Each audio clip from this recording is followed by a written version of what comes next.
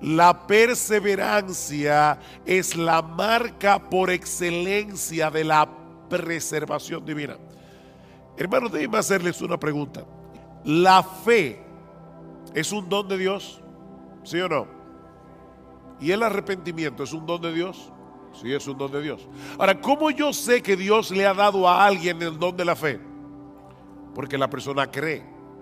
¿Cómo yo sé que Dios le ha dado a alguien el don del arrepentimiento? Porque la persona se arrepiente.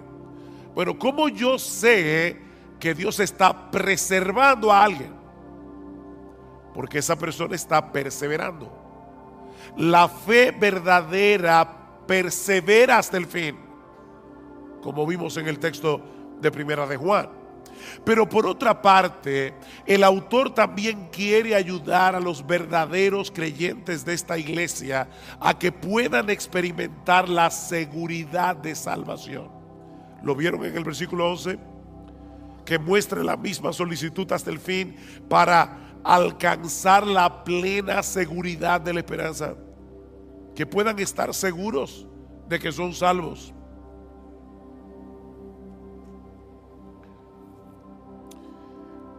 Mis hermanos, se puede ser un verdadero creyente y no tener certeza de que lo eres. La seguridad de salvación no la tienen todos los cristianos.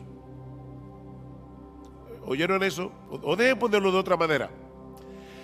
La inseguridad de salvación no es una prueba de que no somos cristianos. Hay muchos creyentes que van a llegar inseguros al cielo.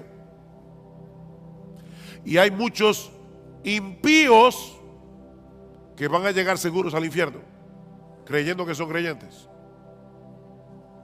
No todo el que me dice Señor, Señor, entrará en el reino de los cielos, sino el que hace la voluntad de mi Padre que está en los cielos. Así que la seguridad de salvación no es necesaria para ser salvo. Sin embargo, cuando un creyente no puede estar seguro de su salvación, no podrá disfrutar plenamente de la bendición de ser salvo, ni tampoco podrá correr bien la carrera. Noten el versículo 12. Porque yo quiero que ustedes alcancen la plena seguridad de la esperanza, a fin de que no seáis perezosos. El estar seguro te mueve a no ser perezoso. ¿Cómo podremos entonces obtener una plena certeza de nuestra salvación? ¿O cómo vamos a poder seguir avanzando hacia la madurez en nuestras vidas cristianas, de tal manera que podamos ser cada vez más útiles para el reino de Dios? En el versículo 12 nos dice dos cosas al respecto. La primera es que debemos seguir siendo diligentes en el cuidado de nuestras almas. Debemos ser diligentes en el cuidado de nuestras almas. Versículo 12. A fin de que no seáis perezosos, sino imitadores de los que mediante la fe y la paciencia heredan las promesas, para que no sean perezosos. Y la pereza de la que el autor está hablando aquí es una indisposición para el cumplimiento de nuestros deberes espirituales. Tú debes leer la Biblia, tú debes orar, tú debes venir a la iglesia, debes venir al culto de oración, debes leer buenos libros cristianos, debes tener una comunión edificante con otros hermanos en la fe. Esos son nuestros deberes espirituales, pero el perezoso, aunque lo sabe, no lo hace. Dice Salomón en Proverbios 26:13 que el perezoso siempre encuentra una excusa para dejar de hacer lo que tiene que hacer. El perezoso dice: hay un león en el camino, hay un león en medio de la plaza. Imagínense ustedes, yo quiero salir a trabajar, pero hay un león fuera de la puerta de mi casa. Así que prefiero quedarme aquí seguro. O dice en Proverbios 15:19 que el camino del perezoso es como un seto de espinos. Él tiene un deber que cumplir, pero magnifica de tal manera los obstáculos que tiene por delante que termina dejando el asunto para otro momento. Y es interesante porque no es que el perezoso no desee estar en una mejor condición espiritual. No, de hecho en Proverbios 13:4 dice que el alma del perezoso desea, pero nada alcanza. Él desea, pero nada alcanza. Le dije que me iban a ver bebiendo agua hoy. No sufran, que yo estoy más interesado en decir este mensaje. Mañana descansaré la garganta. El perezoso no ha perdido la capacidad de desear una mejor condición espiritual de la que tiene. Él quiere, pero no lo puede alcanzar por causa de su pereza. Mis hermanos, si no somos diligentes en el uso de los medios que Dios ha provisto para que alcancemos una mejor condición, nuestros deseos nunca serán cumplidos. ¿Qué debemos hacer entonces?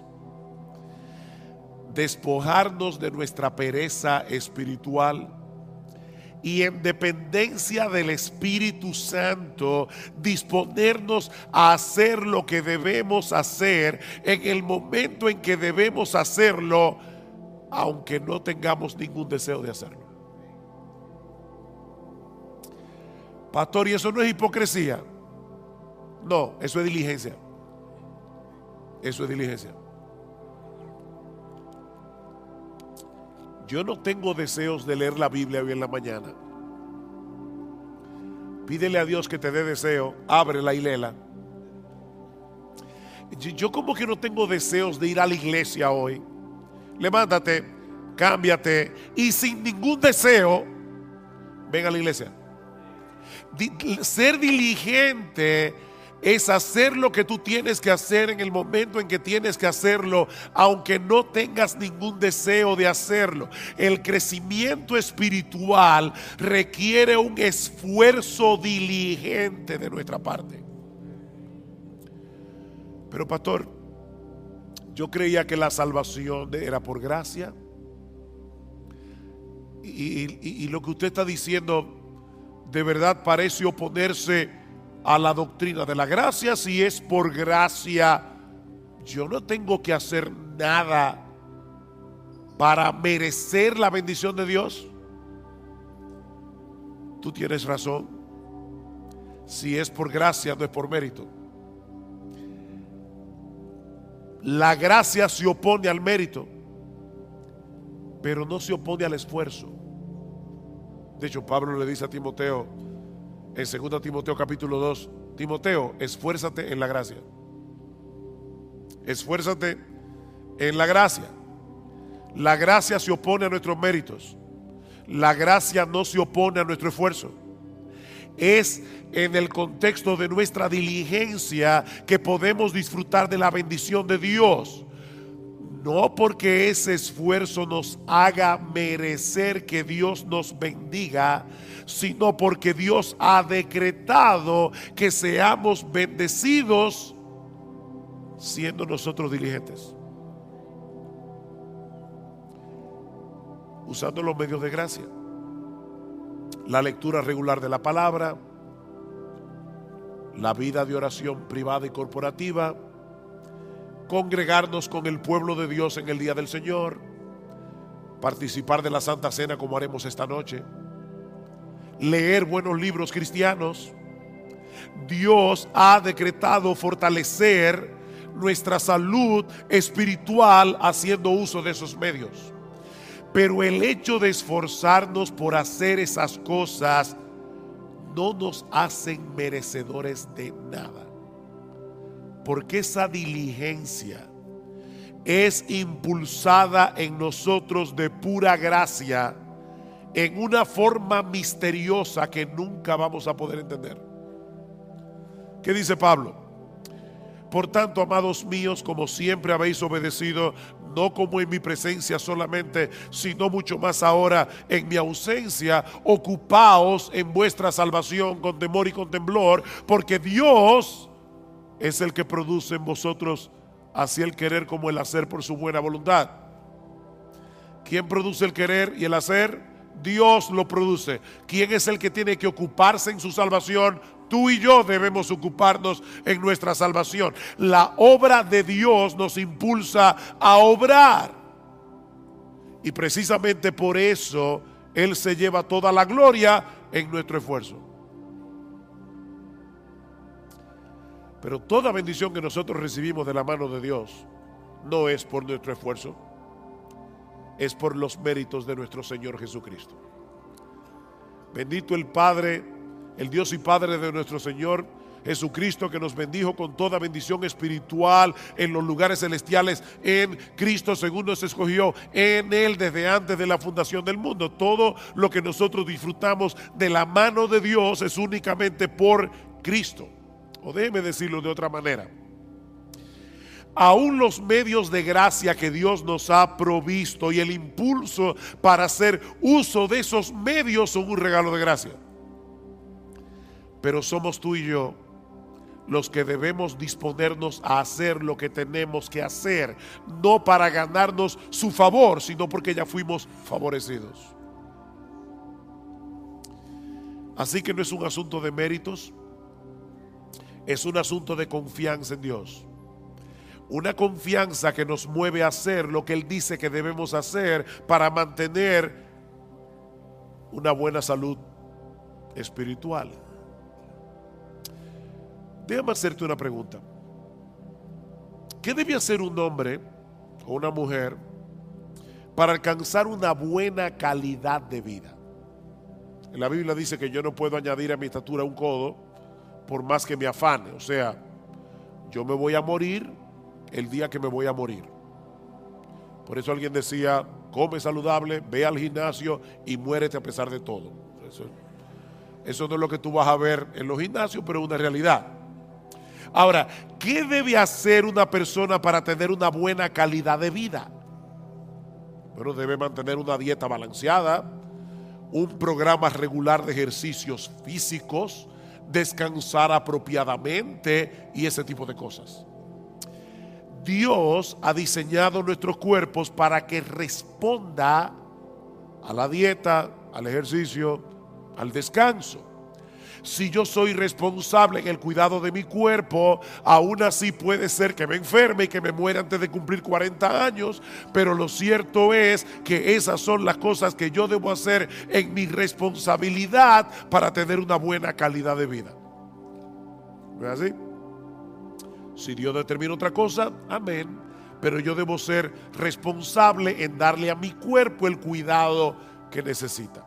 Ahora, cuando yo hago todo eso, como balanceado, hago ejercicio, descanso, ¿lo hago para merecer la salud? No es un asunto de méritos. Es un asunto de responsabilidad y de confianza en que Dios me dice que lo haga. Si yo estoy enfermo y me tomo la medicina que el médico prescribió, no es para merecer ser sanado, sino porque confío en el médico. ¿No es así? Mi deseo de ser sanado y mi confianza en la capacidad del médico es lo que me hace hacer lo que él me dice. Bueno, hermanos, lo mismo ocurre con nuestra vida espiritual. Pablo dice a Timoteo: ejercítate para la piedad. O como lo traduce la Biblia de las Américas, disciplínate a ti mismo para la piedad. Eso es algo que nadie puede hacer por ti. O sea, no esperes que tú te vas a levantar por la mañana. Wow, qué deseo yo tengo de salir a correr 5 millas. No. A veces los que corren y hacen ejercicio físico no tienen deseo de levantarse, pero ellos lo hacen por responsabilidad. Pero tampoco esperes que todas las mañanas tú te vas a levantar con un impulso para leer tu Biblia. No, a veces tú vas a querer seguir durmiendo, pero debes levantarte como quiera, abrir tu Biblia y leerla. Ejercítate para la piedad.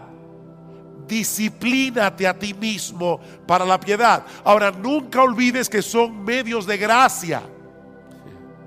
Eso quiere decir que aun cuando haces uso de esos medios que Dios ha prescrito para preservar la salud de nuestras almas, debemos hacerlo descansando en Él. No en nuestras propias fuerzas o en nuestra propia capacidad. Señor, voy a leer tu palabra, dame entendimiento. Abre mis ojos para ver las maravillas de tu ley. Alimenta mi alma. Déjame ver a Cristo en las páginas de las Escrituras y aumenta mi admiración por Él. Porque contemplando su gloria es que somos transformados de gloria en gloria. Señor, voy al culto de oración o de adoración. Por favor, ayúdame a adorarte sin distracciones. Por favor, ayúdame, Señor, que yo pueda percibir y experimentar tu presencia junto a mis hermanos en la iglesia. Ayúdame, Señor, para atesorar la palabra predicada de tal manera que obre poderosamente en mi corazón.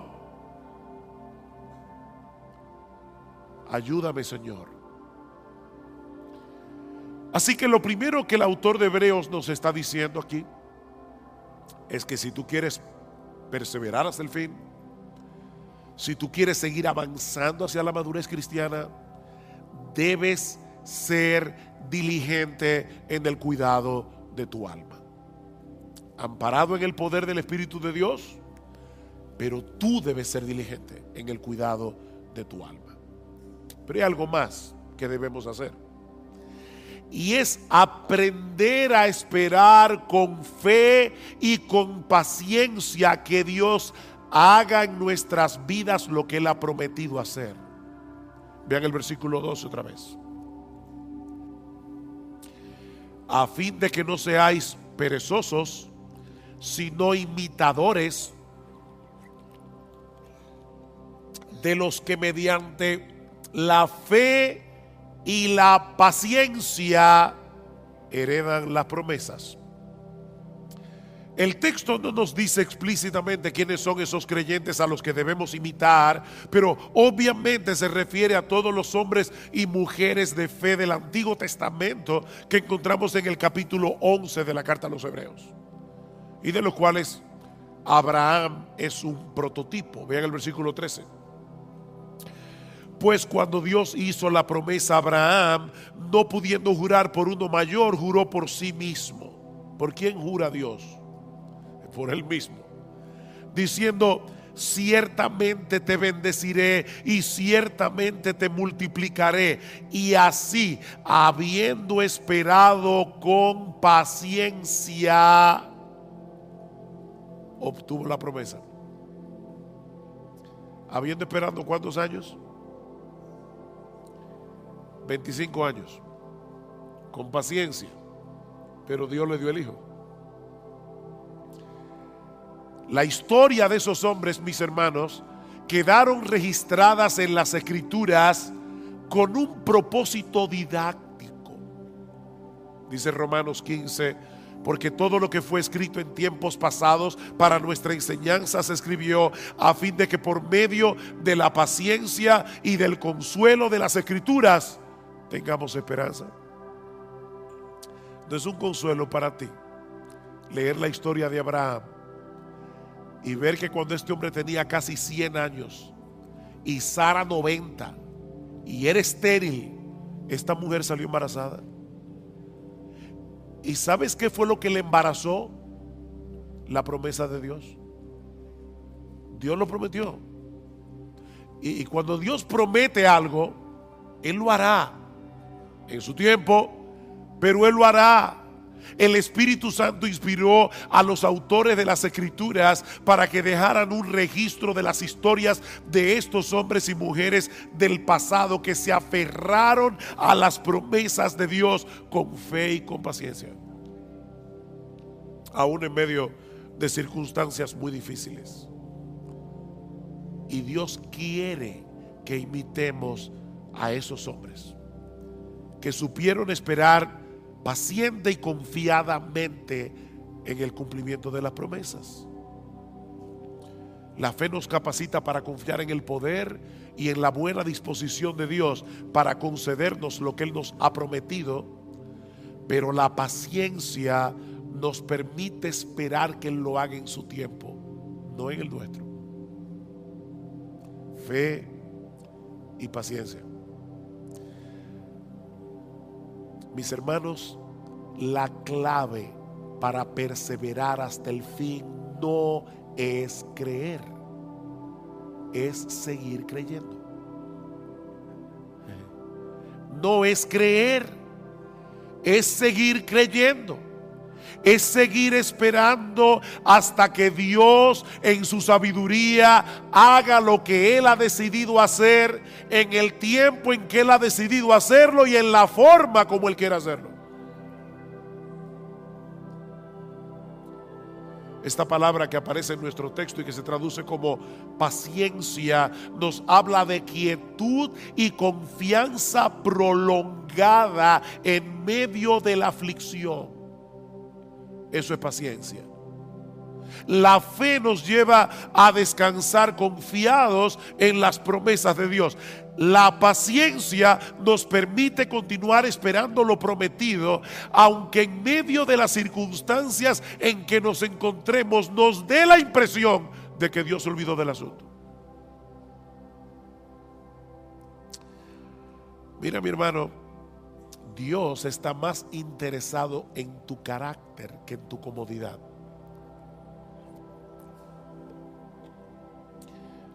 Él quiere llevarte a depender más de Él,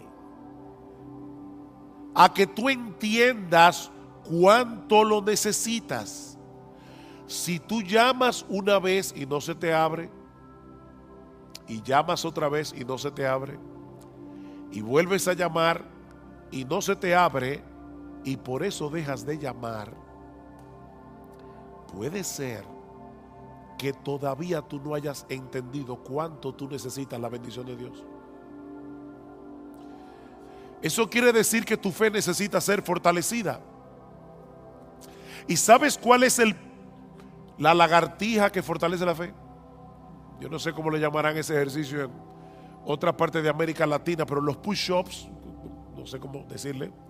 ¿Sabes cuál es el ejercicio que fortalece la fe? Seguir esperando a la promesa de Dios. Esperar fortalece la fe. Dice en Romanos 8:24 que fuimos salvados en esperanza, pero la esperanza que se ve no es esperanza. Pues, ¿por qué esperar lo que uno ve? O como lo dice en otra versión, ¿quién espera lo que ya tiene? Es en la espera que se fortalece nuestra fe. Aquellos que han sabido unir la fe con la paciencia seguirán llamando y seguirán llamando y seguirán llamando hasta que le abran la puerta. Dice el salmista en el Salmo 123: a ti levanto mis ojos, oh tú que reinas en los cielos. He aquí como los ojos de los siervos miran a la mano de su Señor, como los ojos de la sierva a la mano de su señora. Así nuestros ojos miran al Señor hasta que se apiade de nosotros. ¿Por cuánto tiempo? Hasta que se apiade. Salmo 130: espero en el Señor, En Él espera mi alma y en su palabra tengo mi esperanza. Mi alma espera al Señor más que los centinelas a la mañana. Sí, más que los centinelas a la mañana. ¿Te das cuenta, mi hermano, la insistencia de la Biblia en el hecho de esperar? Si no aprendes a esperar, vivirás frustrado. Te vas a frustrar con Dios, porque el horario de Dios casi nunca encaja con nuestras expectativas. Te vas a frustrar. Dios pudo hacer el mundo en un segundo, pero lo hizo en 6 días. Y dice que al principio la tierra estaba desordenada y vacía, y Dios la fue trabajando poco a poco, poblando la tierra hasta hacerla productiva. Dios hace las cosas en su tiempo. Mi hermanos, no es como a nosotros nos parece mejor, sino es como Él sabe que es lo mejor. Ustedes recuerdan cuando Elías le oró a Dios. Había una sequía de 3 años y medio. Y el Señor no envió la lluvia de inmediato. Elías le dice a su criado: ve a ver si tú ves algo en el cielo. El criado regresó diciendo: yo no veo nada. Vuelve otra vez. Nada. Vuelve otra vez. Nada.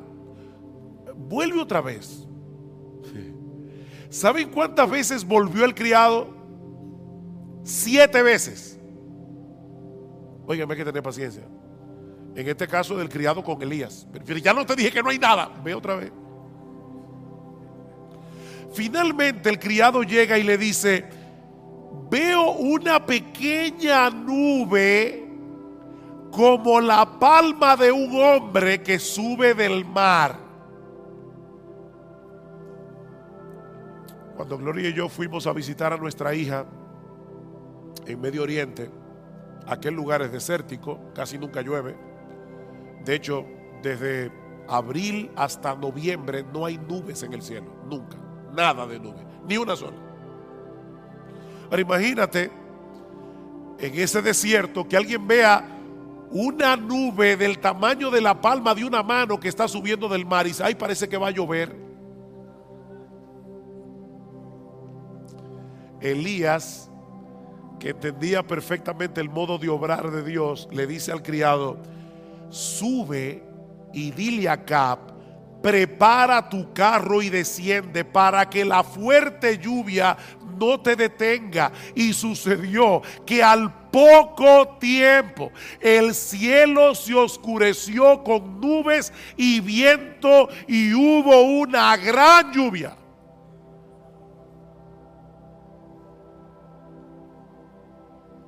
Dios tiene su forma de obrar. Él desea moldear nuestro carácter. Y eso solo es posible en el contexto de la fe y de la paciencia. Tenemos un problema, deseamos ser atendidos de inmediato, entendemos que el asunto es urgente. ¿Y saben lo que hace Dios? Dios mueve las cosas de tal manera que todo el mundo esté ocupado y que nadie te pueda atender. ¿Te ha pasado?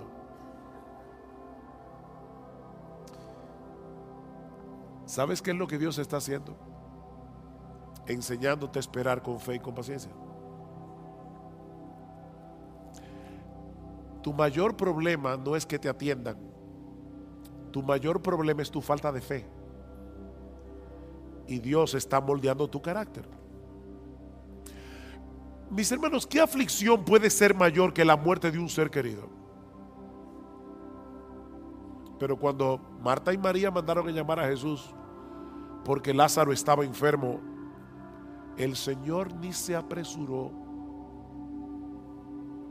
Él esperó pacientemente a que el problema se pusiera peor para mostrar más abundantemente su poder. Lázaro finalmente murió y Cristo lo levantó de los muertos. Y en el proceso le enseñó a Marta y a María a esperar con fe y con paciencia. La hija de Jairo, cuando este hombre acudió a Cristo, su hija aún vivía, pero el Señor otra vez se entretuvo en el camino tratando otro caso, el de la mujer que tenía flujo de sangre. Y ustedes saben lo que sucedió. La niña muere y Cristo de nuevo la levanta de los muertos. Estas historias están en la Biblia, mis hermanos, para enseñarnos algo. Cristo dejó que esa niña muriera para que nosotros aprendiéramos a tener fe y paciencia. A veces va a parecernos que el Señor no nos está haciendo caso. ¿Recuerdan la mujer sirofenicia? Señor, ten misericordia de mí, mi hija está posesa por un demonio, y Cristo ni le escucha. Los apóstoles vienen. Por favor, Señor, haz algo para que esta mujer nos deje tranquilos. No es correcto quitarle el pan de los hijos para dárselo a los perrillos. Yo vine primero a los perdidos de la casa de Israel. Y esta mujer le dice: sí, Señor, pero aún los perrillos comen de las migajas que caen de la mesa de sus amos.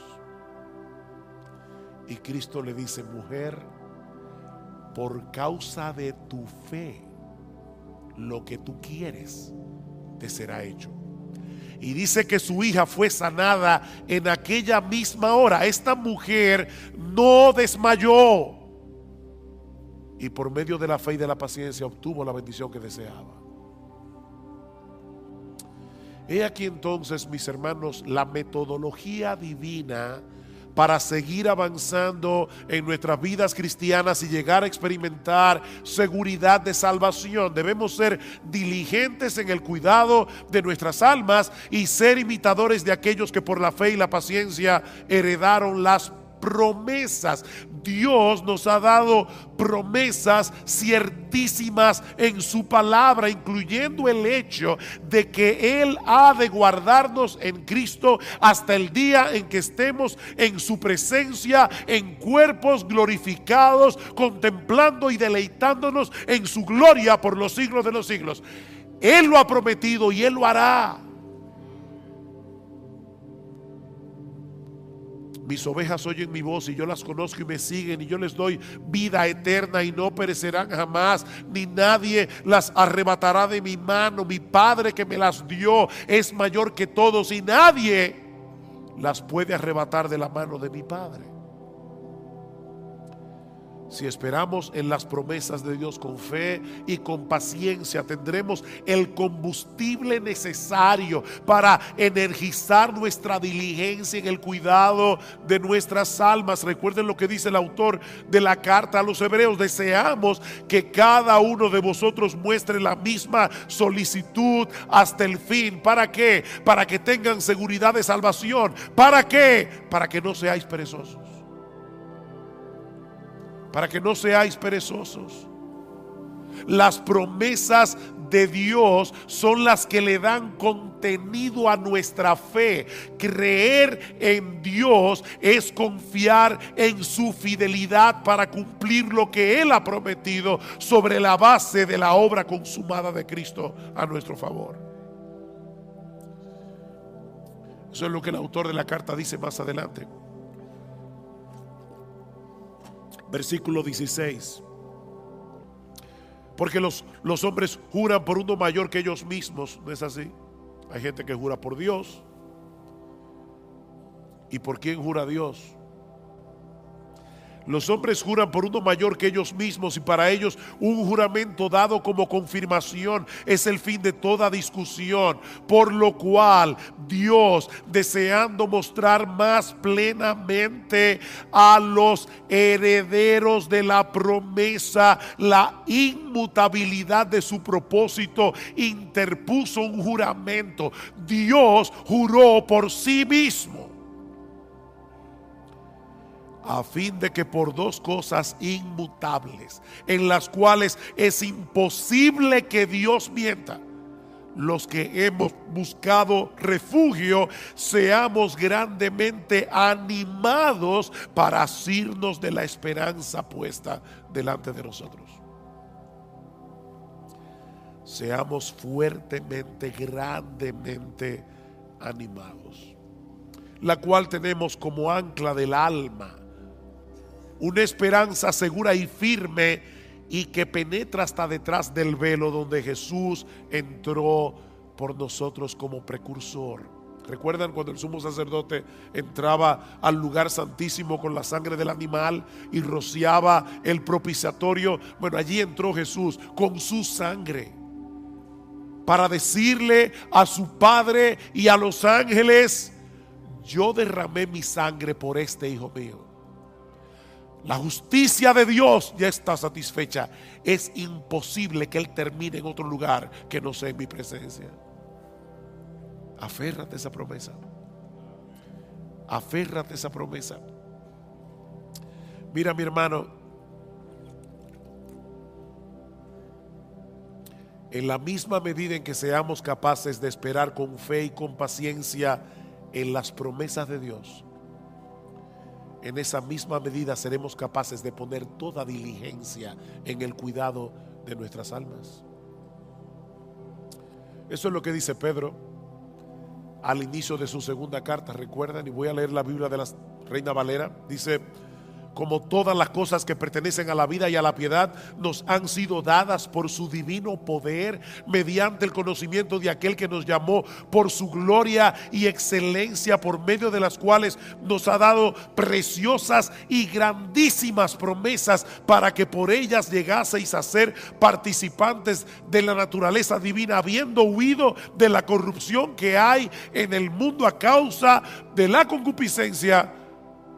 Por esto mismo poned toda diligencia en añadir a vuestra fe virtud, a la virtud conocimiento, etcétera, etcétera. Este es un texto muy denso, pero mis hermanos, lo que Pedro está diciendo es básicamente esto: todo lo que tú necesitas para tu vida cristiana, todo lo que tú necesitas para seguir avanzando hacia la piedad, ya Dios te lo dio por su divino poder.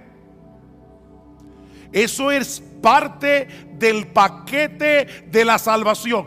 No nos falta absolutamente nada para nuestra vida cristiana y para la piedad. Ya lo tienes por su divino poder. Ahora, ¿cómo fue que Dios nos concedió todo lo que necesitamos para la vida y para la piedad? Mediante el conocimiento de aquel que nos llamó por su gloria y excelencia. ¿No le suena raro eso? Aquel que nos llamó por su gloria y excelencia. ¿Cómo Dios llama por su gloria y excelencia? Muy fácil. Dios abrió los ojos de nuestro entendimiento para que pudiéramos ser capaces de ver con deleite la gloria y las excelencias de Jesús.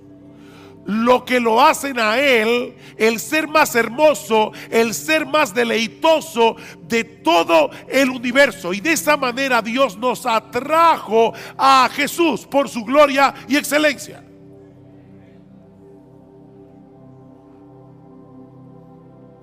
Y ahora Pedro está diciendo: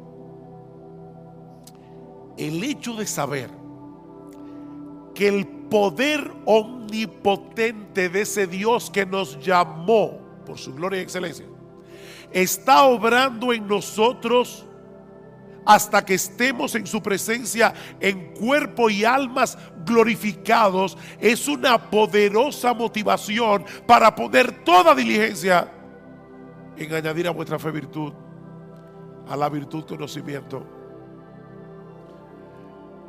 Alguien lo ilustra de esta manera: imagínate que tú eres un prisionero de guerra en un campo de concentración y has perdido toda esperanza de salir vivo de allí. Y en tu desesperanza ya tú comenzaste a vivir descuidadamente. Tú lo que quieres es sobrevivir hasta la muerte. Y ya tú no te preguntas si algo está bien o algo está mal. Como decimos en buen dominicano, tú estás dado al pecado. Pero de repente te enteras de que se está planificando un intercambio de prisioneros. Y ves que se acerca a la fila donde estás tú el guardia que tiene la responsabilidad de señalar a los que van a ser libertados y enviados de vuelta a su familia. Si el guardia te señala a ti, eso no sería un mero conocimiento. Recuerden que Pedro dice, mediante el conocimiento de aquel que nos llamó por su gloria y excelencia. Pero ese conocimiento transforma, ese conocimiento anima. Si el guardia se te acerca a ti, tú no vas a pensar, oh, qué interesante, me llamó a mí. No, mi hermano, en ese momento el poder de la esperanza va a energizar todo tu cuerpo y tu alma, porque sabes que has sido llamado para ser de nuevo un hombre libre. Bueno, eso es precisamente lo que Pedro nos está diciendo aquí.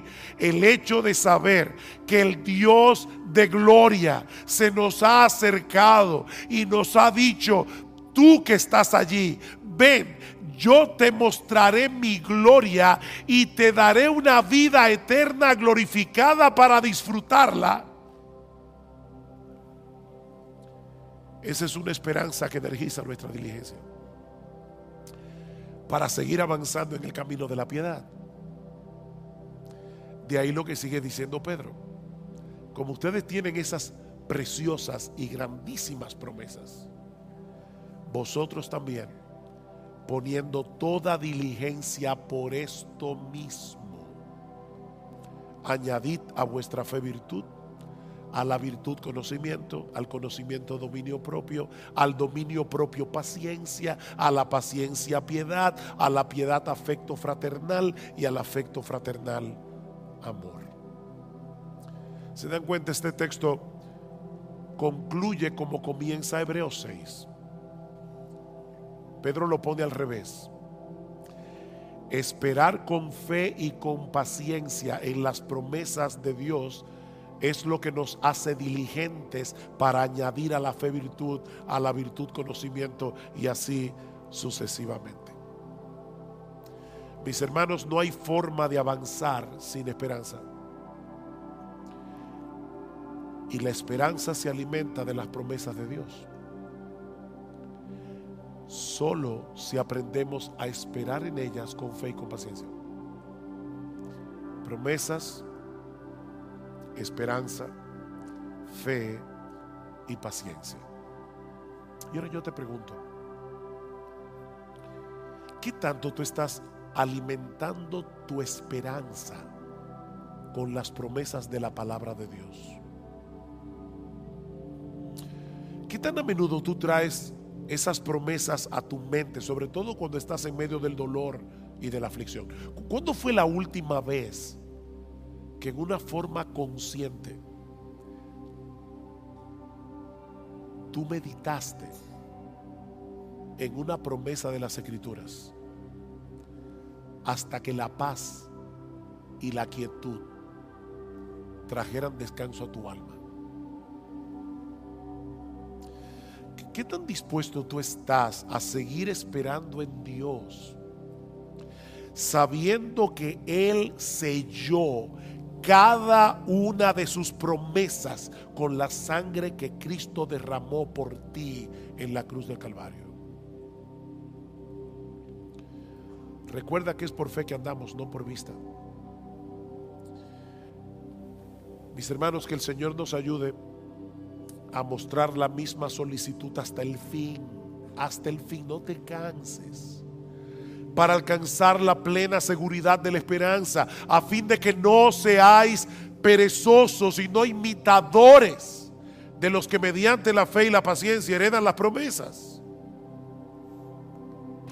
Desde el principio de la historia de la redención, vemos que dentro del Israel nacional, Dios tiene un Israel espiritual escogido por gracia. Vean otra vez Romanos capítulo 9, versículo 6. Pero no es que la palabra de Dios haya fallado, porque no todos los descendientes de Israel son Israel, ni son todos hijos por ser descendientes de Abraham. Dios tiene un pueblo escogido por gracia, y no solo de Israel, sino del mundo entero, también de los gentiles. De manera que la salvación no depende de la raza, depende de la gracia. Ahora, ¿quiere esto decir que los incrédulos se perderán porque no fueron escogidos? Dios tiene un pueblo escogido por gracia. Entonces aquellos que no se salvan es porque no fueron escogidos. Esa es la pregunta que Pablo está respondiendo desde el final del capítulo 9 hasta el capítulo 10. Y su respuesta básicamente es esta: si bien es cierto que Dios es el responsable de la salvación final de los creyentes, el hombre que se pierde es responsable de su condenación. Esa es la respuesta de Pablo. De manera que la razón por la que los israelitas rechazan a Cristo no es porque no fueron escogidos, sino porque en su orgullo ellos prefieren tratar de ganarse la salvación por medio de su esfuerzo, por medio de su obediencia a la ley, antes que venir como mendigos pidiéndole a Dios misericordia. Romanos capítulo 10. Versículo 3, pues desconociendo la justicia de Dios y procurando establecer la suya propia, no se sometieron a la justicia de Dios. Ese es el problema, dice Pablo. No, yo no quiero la justicia como un regalo, yo me la quiero ganar con mi obediencia. Ese es el contexto del pasaje que vamos a estudiar en la mañana de hoy. Y podemos resumir la enseñanza de esta sección de Romanos 14 al 21, capítulo 10, 14 al 21, en dos encabezados. En primer lugar, en los versículos 14 y 15, Pablo nos muestra que la predicación del Evangelio es el medio usado por Dios para salvar a los pecadores. Muy sencillo, ¿verdad? Nada complicado. La predicación del Evangelio es el medio usado por Dios para salvar a los pecadores. Y luego vamos a ver que Pablo dice, los israelitas escucharon la predicación y la rechazaron. Pero lo primero que él quiere demostrar es, ellos tenían lo que se necesitaba: predicación. Noten versículo 13, yo estaba ahí sentado y cuando Cifrido dijo vamos a leer la escritura, yo sabía que el texto que tocaba leer hoy era Romanos capítulo 14, 10, 14 al 21, porque yo mismo fui que pedí que lo leyeran, pero en mi mente pensé, ay, si leyera desde el versículo 13. Y eso fue lo que él hizo. Versículo 13, para ponerlo en contexto: porque todo aquel que invoque el nombre del Señor será salvo. Versículo 14, ¿cómo pues invocarán a aquel en quien no han creído? ¿Y cómo creerán en aquel de quien no han oído? ¿Y cómo oirán sin haber quien les predique? ¿Y cómo predicarán si no fueren enviados? Tal como está escrito, cuán hermosos son los pies de los que anuncian el evangelio del bien. ¿Ven el punto, mis hermanos? Todo lo que se requiere para recibir el regalo de la salvación es invocar a Cristo como Señor, confiando en la eficacia y suficiencia de su obra en la cruz. ¿Saben que hay personas que invocan a Cristo y no son salvos? Cada vez que tienen un problema, Y sobre todo si es un problema serio, ¡ay, Señor! Ellos invocan, Jesús, ayúdame. Pero no es de esa invocación que Pablo está hablando aquí. Para esas personas Jesús es como un paramédico. Ustedes que tienen un accidente de tránsito, esperan que llegue el 911, viene el paramédico, te atiende, te da los primeros auxilios, pero tú no tienes nada que ver con ese paramédico nunca más. Tú no lo vuelves a ver, probablemente. No es de esa invocación que Pablo está hablando aquí. Es aquel que decide levantar su bandera blanca de rendición y se somete voluntariamente a Jesús como Señor, confiando en su obra de redención. Vean otra vez el versículo 9, que si confiesas con tu boca a Jesús por paramédico, no por Señor. Y no olviden que esa palabra significa Dios, amo, dueño, soberano, gobernante. Todo aquel que confiesa con su boca a Jesús por Señor y crees en tu corazón que Dios le resucitó de entre los muertos, que Dios aceptó su obra en la cruz del Calvario, que Dios aceptó el pago por nuestros pecados. Si tú crees eso, serás salvo. Serás salvo. Pero ahora Pablo quiere mostrarnos el papel tan crucial que juega la predicación del Evangelio en este proceso, para que un pecador pueda creer en Cristo, invocar su nombre y ser salvo. Nadie puede invocar el nombre del Señor a menos que sepa quién es el Señor y lo que Él hizo para salvar a pecadores, y Él crea en esos hechos acerca del Evangelio. Creer, conocer, creer en los hechos del Evangelio. De ahí la primera pregunta de Pablo en el versículo 14. ¿Cómo pues invocarán a aquel en quien no han creído? No se puede invocar sin creer. Imagínate que tú estás en un río profundo. Hay algunos ríos aquí en República Dominicana, por lo menos cuando yo era chiquito eran profundos, y a veces se formaban remolinos y una persona fácilmente se podía ahogar. De hecho, a veces se topaban con arena movediza. Era peligroso. Ahora imagínate que tú estás en medio de un río, tú no sabes nadar, el río es hondo, estás en un remolino, te estás ahogando, y así rápidamente tú ves de un lado del río a un niño de 6 años que ayer fue que comenzó su primera clase de natación, y del otro lado a un salvavidas profesional que aparte de todo es tu amigo íntimo. ¿A quién tú vas a clamar pidiendo auxilio? ¿A quién vas a clamar? Antes de invocar el nombre de Jesús y pedirle que te salve, debes creer que Él es Dios, que se hizo hombre, que obedeció la ley de Dios perfectamente desde la cuna hasta la tumba, que siendo inocente murió en una cruz, que fue levantado de la tumba victorioso al tercer día para pagar así y justificarnos de nuestros pecados, y entonces clamarle que te salve. Mira, mi hermano, mi amigo que estás aquí,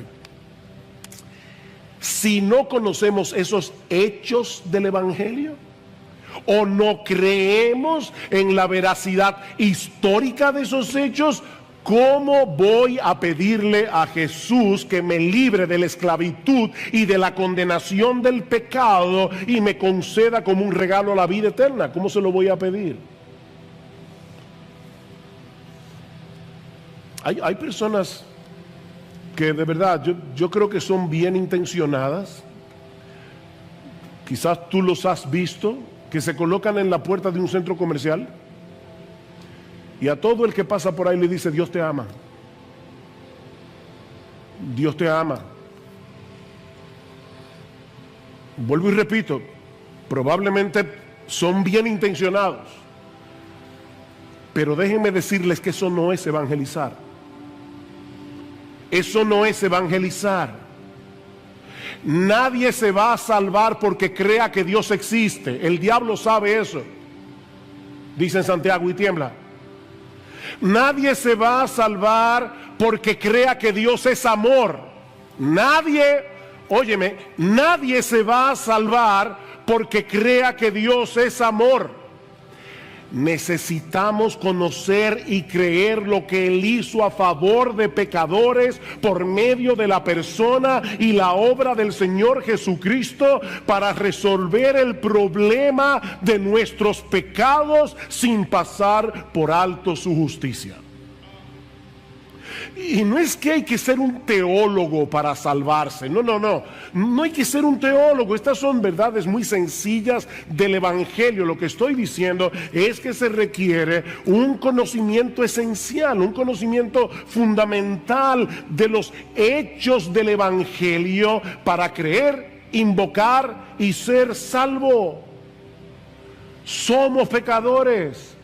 Merecemos el infierno, merecemos la condenación, ser condenados en el tribunal de Dios, pero el Dios hombre, Jesucristo, pagó por nuestros pecados. ¿Es difícil de entender? De manera que la salvación es por gracia, es por medio de la fe.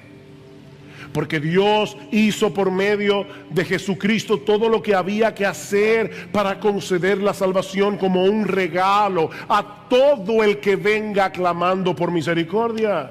¿Es eso difícil de entender? Pero eso nos lleva de la mano a la siguiente pregunta. Versículo 14. ¿Cómo pues invocarán a aquel en quien no han creído? ¿Y cómo creerán en aquel de quien no han oído? ¿Ven el punto? Ese conocimiento acerca de Jesús, acerca de lo que Él hizo en la cruz del Calvario, no se adquiere por intuición. No es que un día tú te levantaste y dijiste, ven acá, Jesús, ¿qué fue lo que hizo Jesús? Y te pones a razonar y llegas a la conclusión de que Él murió por nuestros pecados. No, eso no pasa así. Nadie llega a ese entendimiento por intuición. Yo necesito oír el Evangelio para entender y creer en el Evangelio. ¿Y cómo vamos a escuchar? Dice Pablo, o por medio de la predicación. Tercera pregunta, ¿y cómo oirán sin haber quien les predique? Ven, yo no necesito un sueño, yo no necesito una visión para saber quién es Cristo, para saber lo que Él hizo para salvarnos. Yo necesito predicación. Ahora bien, hay un detalle extremadamente importante en la segunda pregunta que necesita más observación. Y mira, mi hermano, de verdad, si tú no te acuerdas de nada de este mensaje, pero te acuerdas de esto, yo me iré, medianamente satisfecho. Yo quisiera que tú recordaras todo el sermón, pero me voy a ir bastante satisfecho. Lo que dice la segunda pregunta literalmente es lo siguiente: ¿cómo creerán en quien no han oído? Fíjense que yo sé que nuestras Biblias incluyen acerca de quién no han oído. ¿Cómo creerán en aquel acerca de quién o de quién no han oído? Pero lo que el texto griego dice literalmente es esto: ¿cómo creerán en quién no han oído? Mis hermanos, lo que voy a decir esto con calma, así tranquilo, para que no nos perdamos. Lo que Pablo parece estar diciendo aquí no es únicamente que tenemos la necesidad de escuchar acerca de Cristo durante la predicación para salvarnos, sino que necesitamos escuchar a Cristo. No es de Cristo, es a Cristo. Podemos traducirlo también de esta manera: ¿cómo creerán en aquel a quien no han oído? Mis hermanos, predicar fielmente las Escrituras no es otra cosa que hacer oír la voz de Jesucristo desde el púlpito, porque este libro es su palabra, inspirada por su Espíritu.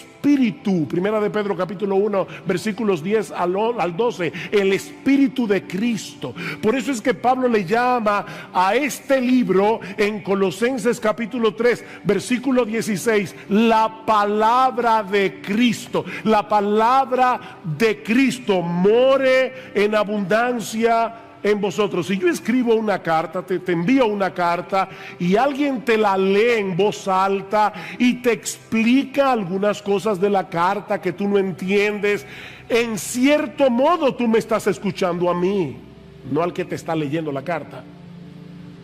Tú me estás escuchando a mí. Pero eso no es todo. Eso no es todo. Ya eso de por sí es extraordinario, pero eso no es todo.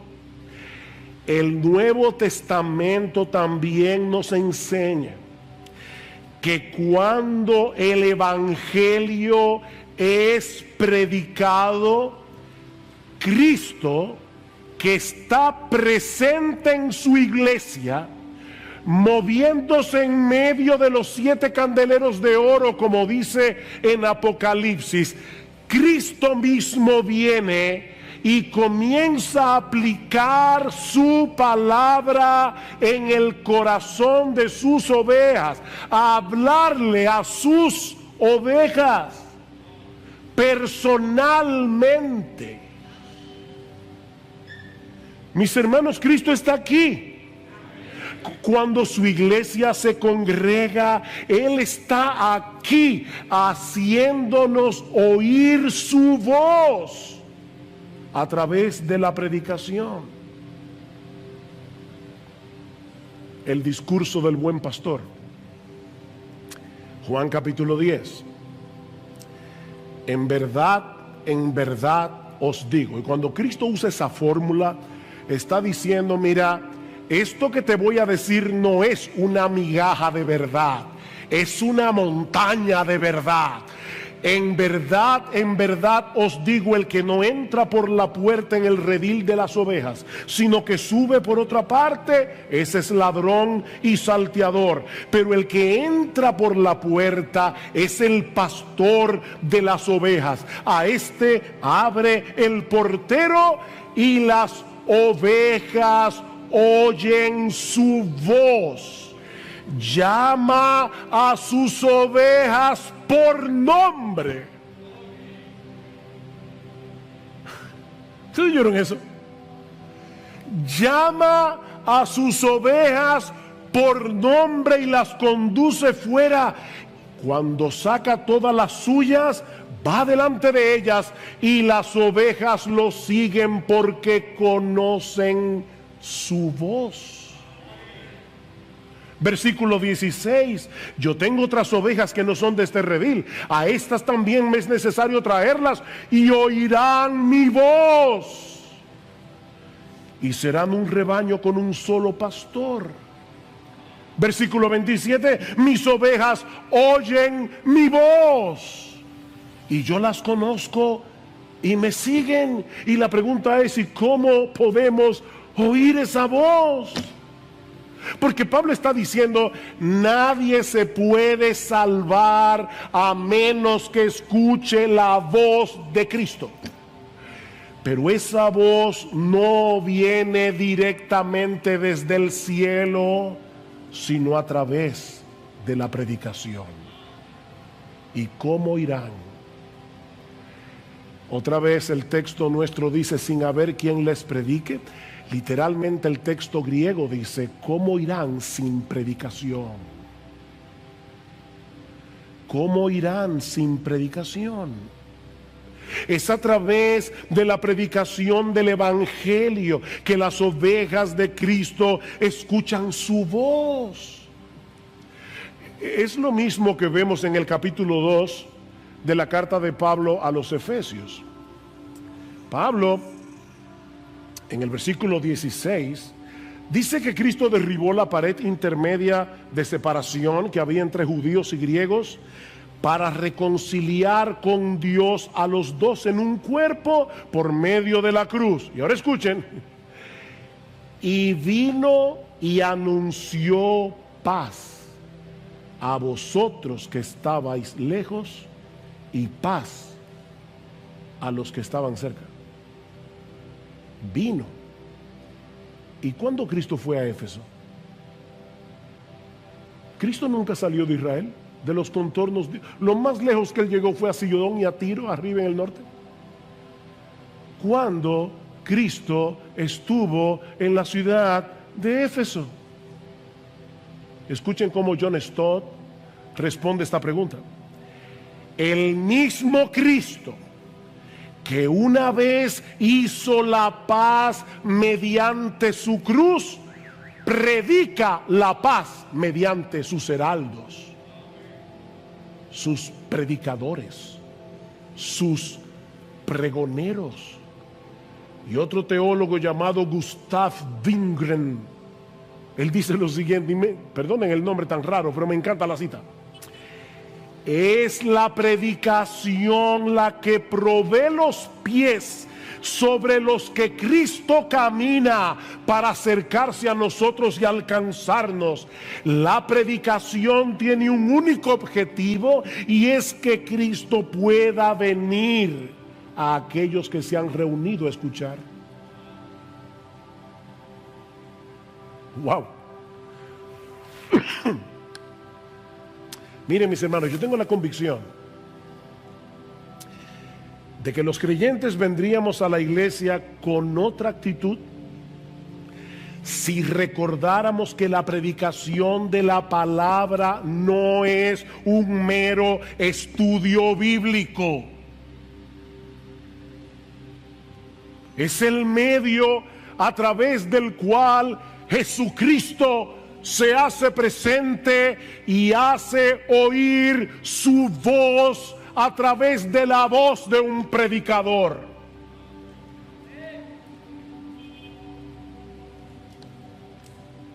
Y así edifica su iglesia y así salva a los perdidos.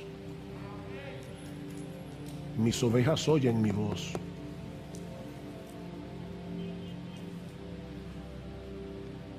Pablo dice en 2 Corintios 5:19 que Dios nos encargó a nosotros la palabra de la reconciliación.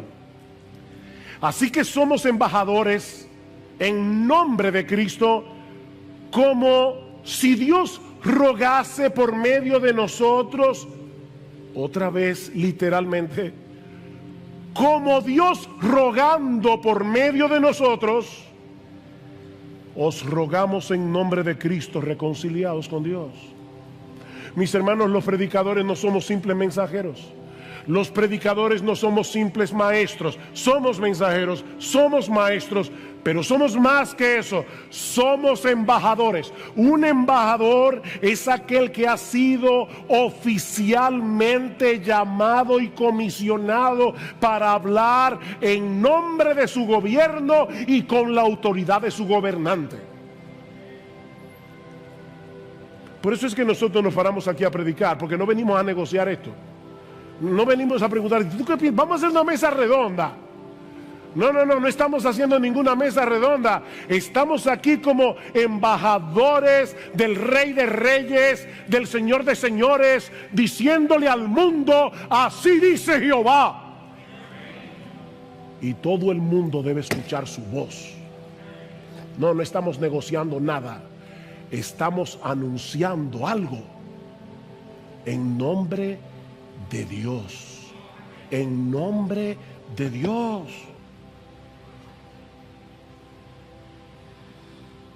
De ahí la cuarta pregunta de Pablo en el versículo 15. ¿Y cómo predicarán si no son enviados? ¿Enviados por quién? Bueno, por el contexto debemos entender que Pablo se está refiriendo a Dios como aquel que envía, comisiona a sus mensajeros. Rogad al Señor de la mies para que Él envíe obreros a su mies. Dios los envía para anunciar en su nombre que hay perdón en Cristo para todo aquel que cree. Los predicadores, dice Pablo en 2 Corintios capítulo 2, versículo 17, hablamos de parte de Dios y delante de Dios. De parte de Dios y delante de Dios. La iglesia es la embajada del reino de los cielos. Y los predicadores somos los embajadores que traemos palabras de paz a los enemigos de Dios.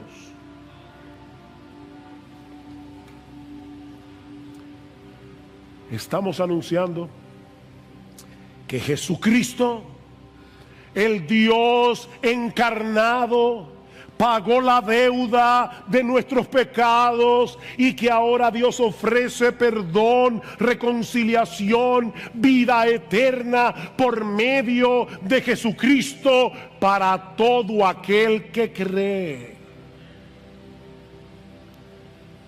Es por eso que los pies de los que llevan este mensaje al mundo son tan preciosos. Versículo 15. Cuán hermosos, tal como está escrito, cuán hermosos son los pies de los que anuncian el evangelio del bien. Y Pablo está citando aquí un pasaje que se encuentra en Isaías 52. Y otra vez, esas cosas, ¿verdad?, difíciles que yo a veces digo desde el púlpito. Isaías 52 está exactamente antes de Isaías 53. ¿Y de qué habla Isaías 53? Del sufrimiento del siervo de Jehová.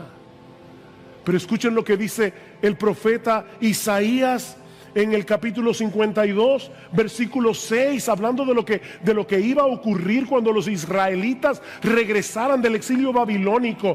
Por tanto, mi pueblo conocerá mi nombre, así que en aquel día comprenderán que yo soy el que dice: heme aquí.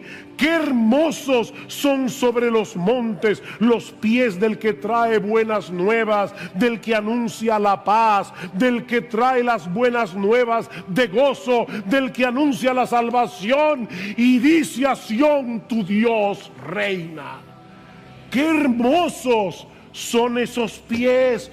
Fuimos comisionados por Dios para proclamar el mensaje, el glorioso mensaje de que nuestro Rey Jesús ya venció en la cruz del Calvario, ya está entronado en los cielos a la diestra de Dios el Padre y tiene toda potestad para conferir perdón y vida eterna a todos los que creen en Él invocando su nombre. Cuán hermosos son esos pies. Mis hermanos, qué privilegio para los que predican y qué privilegio para los que escuchan. No el que escucha a un predicador, no importa quién sea, es el que escucha la voz de Jesucristo a través del predicador. ¡Qué privilegio! ¡Qué privilegio! Dios estableció predicadores para hacer oír a través de ellos la voz del buen pastor. Mi amigo, no esperes ver una visión, no esperes escuchar una voz del cielo. Escucha a sus embajadores. La palabra predicación que Pablo usa aquí significa pregonar como un heraldo. Se aplica primariamente, no únicamente, pero primariamente a los hombres que han sido llamados por Dios, comisionados por Dios para predicar públicamente su palabra. Pero ¿saben qué? Lo que se predica desde el púlpito debe resonar durante la semana, en la medida en que los creyentes comparten con otros el mensaje del Evangelio. Santificad a Dios el Señor en vuestros corazones, dice Pedro en el capítulo 3, versículo 15. En otras palabras, escucha la voz de Cristo y obedécela. Santifica al Señor en tu corazón. Ahora, cuando tú hagas eso y comiences a moverte en el mundo como un verdadero cristiano, eso va a levantar preguntas. Y Pedro dice, y estad siempre preparados para presentar defensa con mansedumbre y reverencia ante todo el que demande razón de la esperanza que hay en vosotros. Todo el mundo volviéndose loco por el coronavirus. El esposo tratando de largarse de la casa, la esposa tratando de matarlo, y los vecinos viendo este hogar cristiano y se preguntan, ¿qué es lo que esta gente tiene?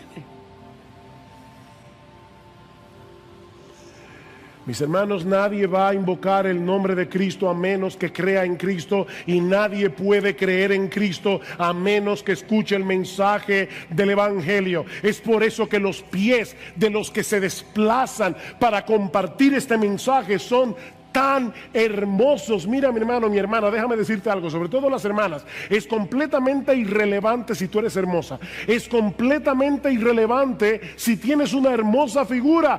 Dios está mirando tus pies. A Dios le importan tus pies.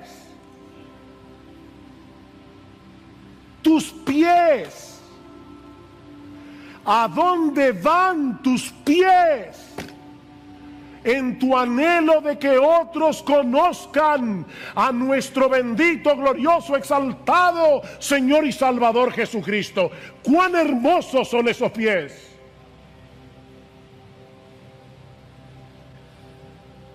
Viene a mi memoria el famoso corredor ateniense Filípides.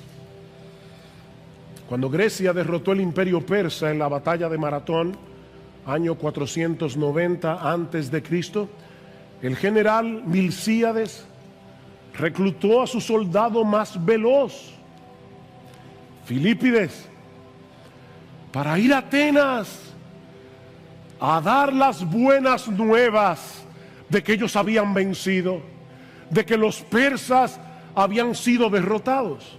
Y cuenta la historia que Filípides corrió tan rápido los 42 kilómetros que había entre los campos de Maratón y la ciudad de Atenas, que cuando llegó a la ciudad, con su último aliento solo pudo decir, hemos vencido, y ahí cayó muerto. Y es en honor de Filípides que nosotros corremos, digo yo no, los que corren el famoso maratón, que son 42 kilómetros, 26 millas, la misma distancia que corrió Filípides en aquel día. Oh, mis hermanos, el mensaje que nosotros tenemos que comunicar es infinitamente más importante que el que corredor alguno haya comunicado jamás. Cristo venció en la cruz, el diablo fue derrotado, nuestra deuda fue saldada, completamente saldada, y ahora Dios ofrece en el Evangelio perdón y vida eterna a todo aquel que cree. Oh, cuán hermosos son esos pies. Pero ahora viene la segunda parte de la argumentación de Pablo, en los versículos 16 al 21. Recuerden el contexto. Y lo que Pablo va a decir ahora es que lamentablemente, muchos de los que escuchan el mensaje del Evangelio deciden permanecer en la obstinación y rebeldía de sus corazones. Versículo 16. Sin embargo, Pablo ha dicho algo tan glorioso, pero de repente dice, sin embargo, y yo me imagino de verdad que cuando Pablo escribió esto, su corazón estaba roto en 1000 pedazos. No todos hicieron caso al Evangelio. Miren qué glorioso es la predicación. Cristo mismo llamando a los hombres, pero no todos hicieron caso, no todos obedecieron. Porque Isaías dice, Señor, ¿quién ha creído a nuestro anuncio? Y ese texto se encuentra precisamente en Isaías 53. ¿Ven? Isaías 52, cuán hermosos son los pies de los que anuncian el Evangelio. Isaías 53, Señor, ¿y quién ha creído a nuestro anuncio? ¿Quién ha creído a nuestro anuncio?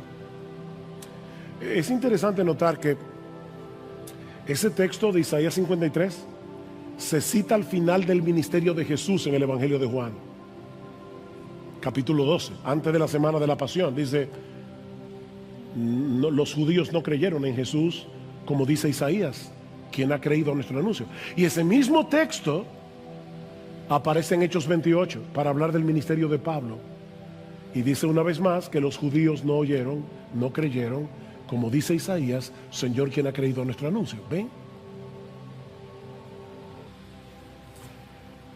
Mis hermanos, la predicación puede ser ungida por el Espíritu de Dios y no producir absolutamente nada en el corazón de muchos. Pasó con Jesús, pasó con Pablo y ha pasado con muchos predicadores a lo largo de la historia. Nosotros no podemos evaluar a un predicador por el tamaño de su iglesia. Hay predicadores muy fieles que tienen iglesias muy pequeñas, están en lugares muy duros. Y hay predicadores de la prosperidad enviados por el mismo infierno con estadios llenos de personas. Porque dice que se amontonarán gente teniendo comezón de oír. Eso es lo que la gente quiere oír, no este mensaje del Evangelio. No todos obedecieron al Evangelio. Lo que Pablo está diciendo es, Cristo debe ser escuchado para ser creído, y Él es escuchado por medio de la predicación del Evangelio. Versículo 17, así que la fe viene del oír, y el oír por la palabra de Cristo. La fe viene del oír. ¿El oír qué? Porque ese texto no dice, la fe viene por el oír la palabra de Cristo, ¿vieron? La fe viene por el oír, y el oír es que viene por la palabra de Cristo. ¿El oír qué? El oír la voz del mismo Cristo. Es el versículo 14 otra vez. La fe viene por el oír a Cristo, y ese oír a Cristo viene por medio de la predicación de la palabra de Cristo.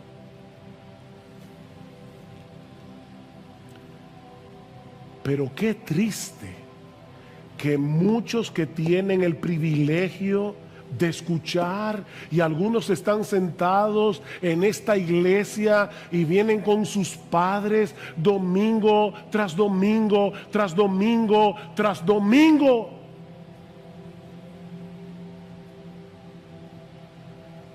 Yo recuerdo, me vino ahora a la memoria cuando yo comencé a visitar la iglesia.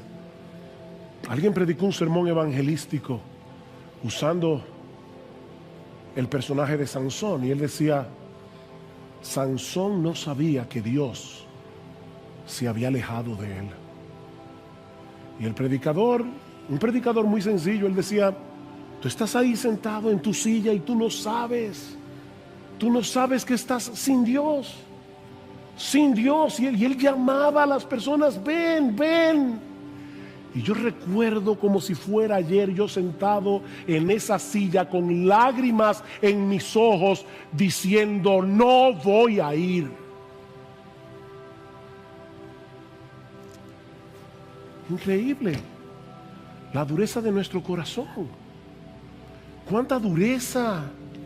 Mis hermanos, lo que Pablo está tratando de probar es que el problema de Israel no fue que no tuvieran la oportunidad de escuchar el evangelio, fue que ellos decidieron mantenerse en incredulidad. Vean el versículo 18. Pero yo digo, ¿acaso nunca han oído?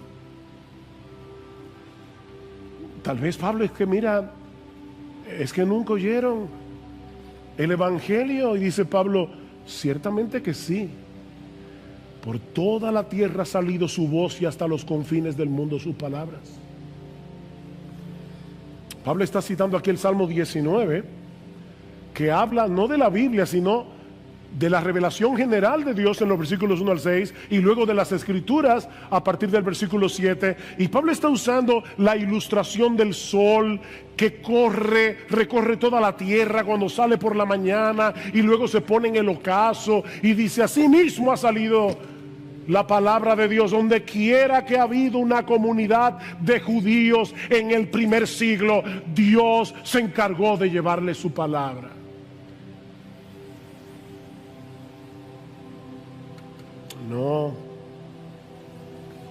No fue que no escucharon,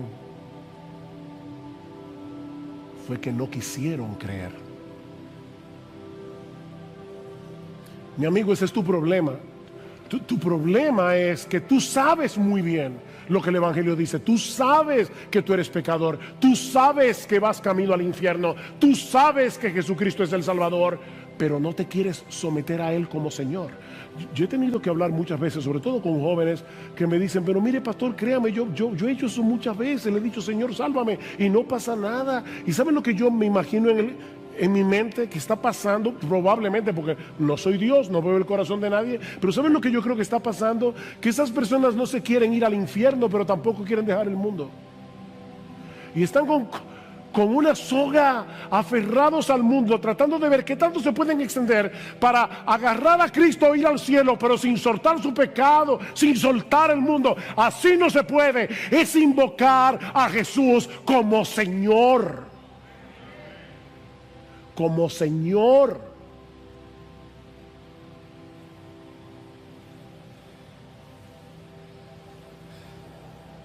Ellos escucharon.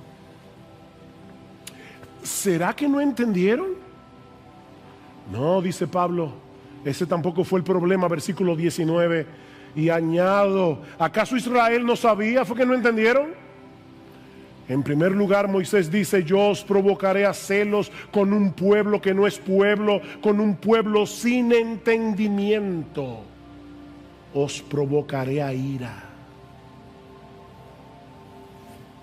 El texto que Pablo está citando aquí es Deuteronomio 32, 21. Y si ustedes hacen el esfuerzo cuando lleguen a sus casas de leer el capítulo 32 del libro de Deuteronomio, van a ver que Dios está acusando a los israelitas de haberlo provocado a celos con su idolatría. A pesar de todas las obras que él había hecho a favor de su pueblo, ellos me han provocado a celo con lo que no es Dios. Me han irritado con sus ídolos. Yo pues los provocaré a celos con los que no son pueblo. Los irritaré con una nación insensata. Y vamos a ver en el capítulo 11 cómo Dios usa eso para salvar a los judíos. Porque hay judíos que se salvan, pero eso lo veremos más adelante.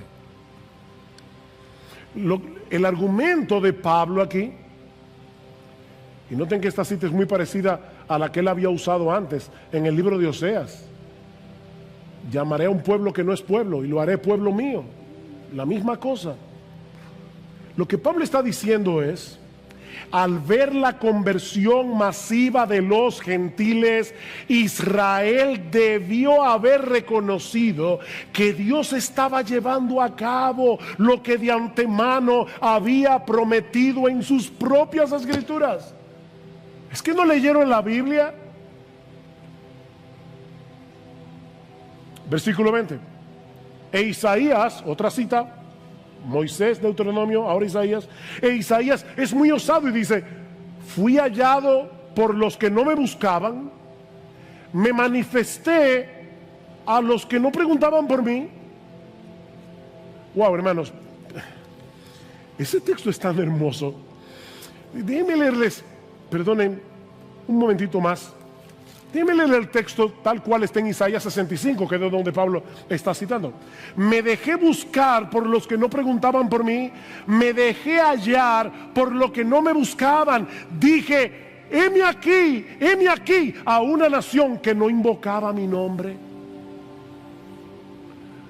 Wow, o sea, somos nosotros las criaturas que debemos decirle: Señor, heme aquí.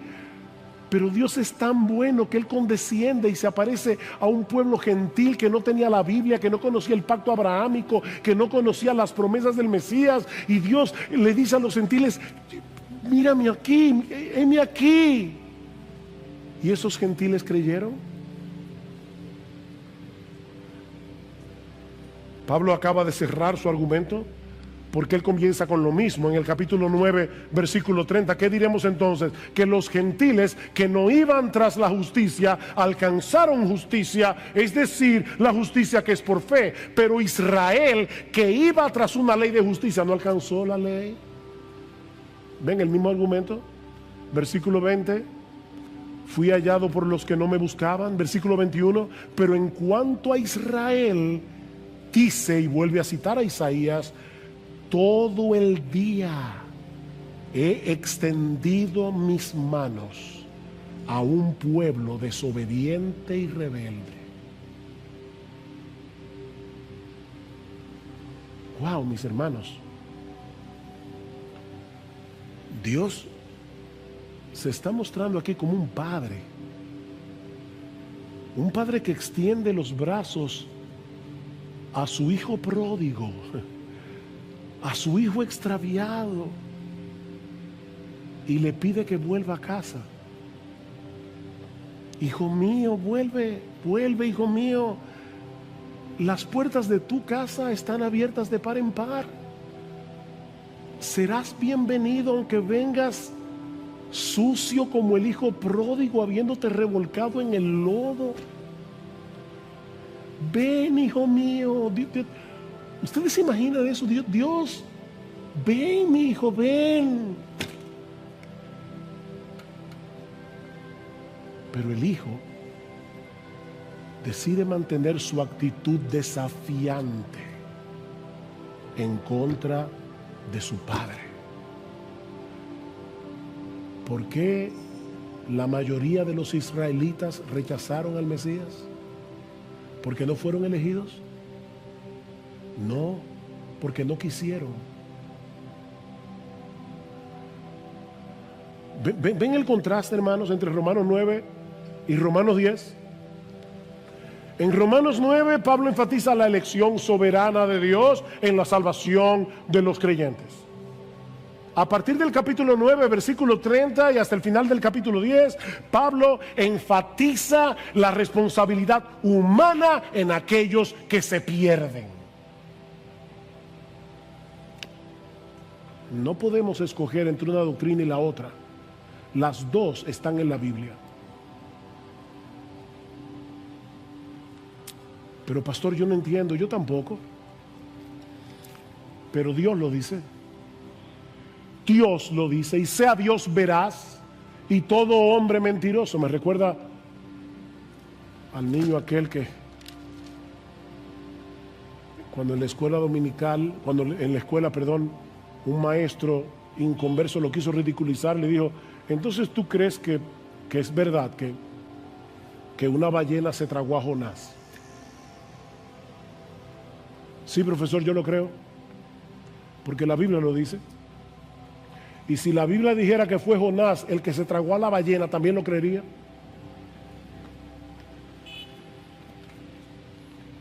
Esto es palabra de Dios. Palabra de Dios. Y las dos cosas están aquí: la soberanía de Dios y la responsabilidad humana. Óyeme, mi amigo, la oferta del Evangelio está disponible para el que la quiera. Dios tiene los brazos extendidos. La oferta del Evangelio está disponible para el que la quiera. Nadie que venga será rechazado, pero muchos se perderán por mantener una actitud desafiante y rebelde contra la gracia de Dios. Por eso es que no debemos perder de vista que eso incluye a un montón de religiosos, que prefieren seguir tratando de llegar al cielo por la escalera de su obediencia, por su propio esfuerzo, antes que aceptar como un regalo la gracia de Dios en Cristo.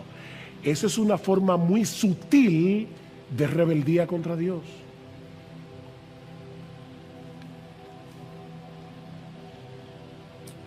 Mis hermanos, ¿qué aprendemos de este pasaje? Hay varias lecciones, varias aplicaciones que podemos extraer. En primer lugar, debemos venir a la iglesia con la expectativa de escuchar y obedecer la voz de Cristo. Mi hermano, mira más allá del predicador. Mira más allá del predicador.